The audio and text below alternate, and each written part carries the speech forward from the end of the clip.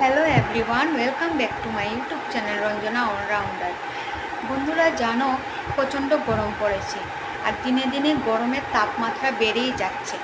আমরা তো ঘরে আছি, এসে বাতাস খাচ্ছি, তারপর ফ্যানের বাতাস খাচ্ছি, কিন্তু এমনকি আমরা ঘরে জলও খাই, বড়রা জলও খাই। কিন্তু এই গরমে যে প্রচুর পরিমাণে জল খাওয়া প্রয়োজন, সেটা তো বাচ্চাদেরকে বোঝানো যায় না। বাচ্চারা তো ঘরে থাকলেও বেশি জল খায় না, তো স্কুলে গিয়ে কি করে খাবে? স্কুলের ফ্লাক্সে যেমন জল তেমনই থেকে যায়। তো স্কুল থেকে আসার পর আমরা যদি বাচ্চাদেরকে এই ইলেকট্রলটা এক গ্লাস জলে 1 চামচ করে গুলে রোজ দিন দেই খেতে, অনেক ভালো হবে।